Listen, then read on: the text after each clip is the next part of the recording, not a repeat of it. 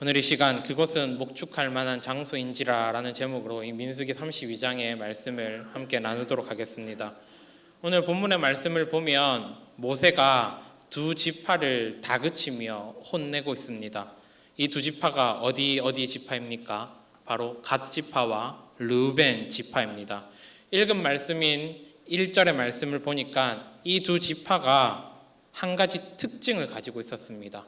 1절을 보면 르우벤과 갓 지파는 가축대를 많이 가지고 있었더라 이렇게 기록을 하고 있습니다. 이 두 지파가 모세에게 나와서 한 가지 요구를 합니다. 우리는 이 땅에 머물게 하옵소서. 요단 동편에 머물고 요단강을 건너지 않아도 괜찮으면 여기에 있고 싶습니다 라고 이야기를 합니다. 1절에 기록된 야셀 땅과 길르앗 땅에 정착해서 살고 싶다라는 것이 이들의 요구였죠. 이들이 왜 이러한 요구를 하였습니까? 1절의 말씀에서 이렇게 기록을 하고 있죠. 그곳은 목축할 만한 좋은 장소였다. 이들이 가축을 많이 가지고 있었는데 눈으로 딱 보니까 이곳에서 우리가 목축하고 이 가축대를 기르면 잘 먹고 잘 살 수 있을 거야 라는 그런 생각이 들었기 때문입니다. 그런데 문제가 있었죠. 바로 그곳은 하나님이 명하신 약속의 장소가 아니었다라는 점입니다. 이들 지파는 굳이 우리가 약속의 땅 저기까지 들어가지 않는다 해도, 전쟁을 치르지 않아도 이쯤에만 와서 머물러도 괜찮을 것 같은데 라는 생각을 가졌습니다. 이들의 문제가 어떠한 걸림돌을 지금 제공합니까? 하나님의 약속을 버려버리고 사람의 생각을 먼저 앞세우고 있다라는 점이죠. 분명 하나님이 명하신 곳이 있고 그곳을 축복의 장소로 정해 놓으셨는데도 불구하고 사람이 보기에, 사람이 생각하기에 좋아 보이는 이곳이 우리가 머물 장소로 괜찮아 보인다. 이들은 그렇게 결정 지어버렸습니다. 하나님의 백성은 무엇보다도 말씀에 순종하고 말씀에 따라서 움직여야 함이 당연하죠. 그들은 마주하는 현실에 따라서 결정을 하는 것이 아니라 말씀에 순종할지 말지를 그들의 눈높이로 결정하는 것이 아니라 이것이 하나님 말씀에 합당하구나, 이것은 말씀에 위배되구나, 말씀에 기준하여서 하나님이 기뻐하시는 결정을 반드시 내려야 함이 마땅했습니다. 우리가 생각하기에 괜찮아 보이면 그 말씀 붙잡아야 되겠다. 우리가 생각할 때에 그 말씀 붙잡으면 나한테 좀 손해가 될 것 같은데 이번에는 말씀을 안 붙잡아야 되겠다.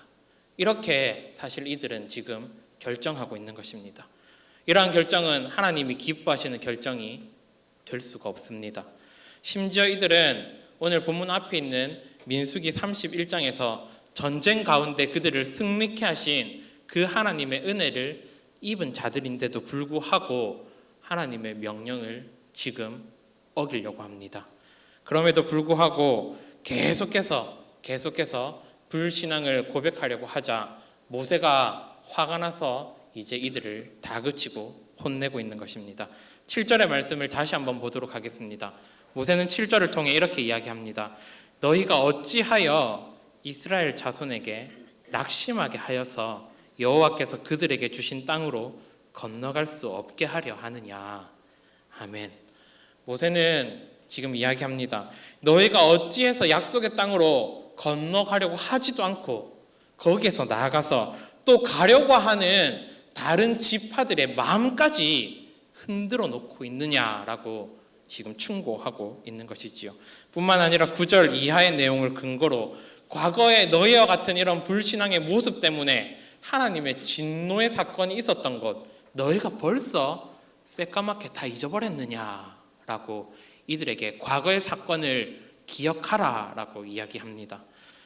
모세는 르우벤과 갓 지파의 이러한 믿음 없는 행동들로 인하여서 다른 지파가 낙심해버릴까 염려되었습니다. 하나님의 백성은 하나님의 약속에 따라 움직이고 말씀에 순종하여서 어디로든지 가야 했었습니다. 그렇게 하지 않았을 때 어떠한 결과에 처하게 될지, 어떠한 끔찍한 심판을 받게 될지 과거의 사건을 이들은 벌써 잊어버립니다. 그래서 모세는 오늘 본문 끝부분인 15절을 통해 다시 한 번 더 경고하며 이들에게 어떠한 결정을 할 것인지에 대해 묻고 있습니다. 15절의 말씀을 우리가 한번 같이 읽어봤으면 좋겠습니다. 15절의 말씀을 한번 같이 읽어보겠습니다. 시작. 너희가 만일 돌이켜 여호와를 떠나면 여호와께서 다시 이 백성을 광야에 버리시리니 그리하면 너희가 이 모든 백성을 멸망시키리라. 아멘. 여호와를 떠나면 여호와께서 다시 이 백성을 버리시겠노라. 정확히 모세는 경고합니다. 여호와를 떠날 때 그 백성은 하나님께 버림을 받게 됩니다. 모든 백성이 너희 때문에 멸망당할 수도 있는데 너희는 너희의 만족과 너희의 배부름만 지켜내겠느냐. 이렇게 모세는 다시 말씀에 순종하고 다시 하나님 앞에 바른 믿음을 고백하자. 함께 우리가 저 약속의 땅에 다 함께 들어가서 하나님이 정하신 그곳에서 하나님을 바라보자라고 이야기하면서 오늘 본문은 끝맺음을 맺습니다. 오늘 본문이 우리에게 주는 교훈을 두 가지 정도로 살펴볼 수 있습니다. 첫 번째로 하나님의 백성은 하나님의 말씀을 무엇보다도 가장 먼저 붙잡아야 합니다. 말씀보다 세상의 이치와 나의 생각이 더 좋아 보인다고 해도 말씀을 붙잡는 게 나한테 손해가 되는 것 같고 말씀을 붙잡으면 나에게 피해가 될 것 같다 할지라도 우리는 말씀보다 다른 것을 붙잡거나 말씀보다 다른 것을 절대로 우위에 두어서는 안 됩니다. 우리의 삶을 한번 돌아보며 점검해 볼 필요가 있겠지요.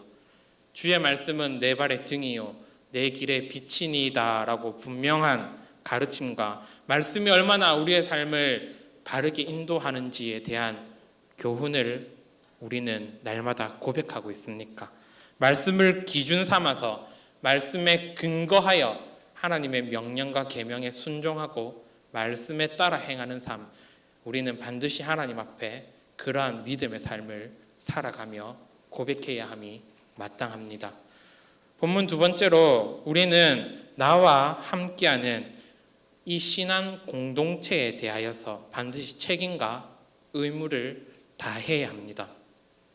모세가 본문에서 르우벤과 갓 자손에게 이렇게 무시무시한 경고를 하면서 이들을 혼낸 이유는 무엇이었습니까? 바로 이들의 불신앙으로 인하여서 옆에 있는 다른 지파, 다른 공동체도 이러한 믿음의 연약함을 보이면 어쩌나 걱정이 되었기 때문이지요.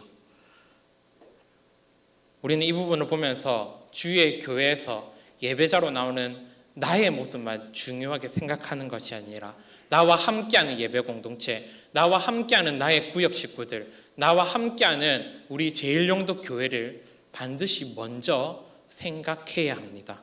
내가 조금 불편하다 해도, 내가 조금 피해를 본다 해도 내가 먼저 섬기고 내가 먼저 헌신하여서 나의 공동체가 기쁨을 누릴 수 있다면, 나와 함께하는 내 옆에 있는 지체가 나의 섬김으로 인해 하나님을 더 가까이 할 수 있다면 우리는 마땅히 함께하는 이들을 위해 수고하고 헌신하는 자들이 되어야 합니다. 나의 배부름만, 나의 만족만, 나의 생각만 앞세우다 보면 교회 안에서 갈등과 다툼이 일어나기 때문입니다. 오늘 말씀을 기억하면서 우리는 또 한번 말씀으로 우리의 모습을 돌아보아야 함이 마땅합니다. 나는 주의 교회에서 하나님께 받은 직분과 또 나의 섬김들로 인하여서 성도들을 기쁘게 하고 있는가? 성도들이 나로 인해 하나님을 더 가까이 만나며 경험하고 있는가? 우리 스스로를 돌아보며 반드시 우리의 신앙의 상태를 점검해야 합니다. 오늘 이 시간 우리가 말씀을 생각하면서 한번 함께 합심해서 기도했으면 좋겠습니다.